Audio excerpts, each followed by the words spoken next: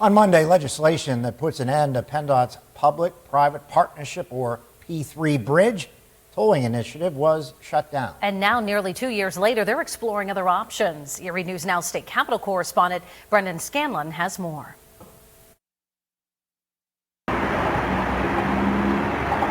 You won't see any tolls on this Interstate 83 bridge in Harrisburg or any of the other 8 bridges that were destined for tolling. Last week, PennDOT's plan to use toll revenue for the reconstruction of the 9 bridges received its third and final strike. The third strike that hit bridge tolling last week was when the General Assembly reached a deal with the governor's office during the course of debating the final budget deal. Senate Bill 382, now Act 84 of 2022, shuts down the plans and makes changes to the P3 process, signaling a compromise between Wolf and lawmakers who've been outspoken since the beginning in order to finalize the budget. The last thing that we need are more tolls. But like many Pennsylvania roadways, PennDOT still has holes as well in their budget. Hopes of patching those holes with tolls now diminished. This wasn't the way to do it. We have to go back to the drawing board, but we still have to come up with something. For those who fought the plan from the start, this is a huge win.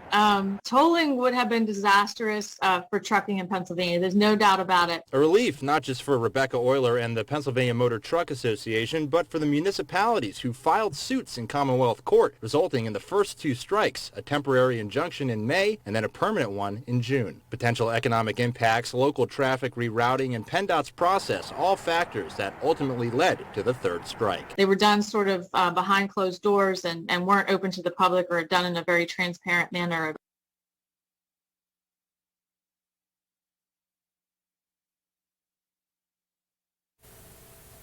We apologize for that audio problem. Even though state police will receive less funding from the motor license fund, they're expected to see a larger share of funding from the general fund. And this new budget is set to provide a total of just under $4 billion to road and bridge improvements.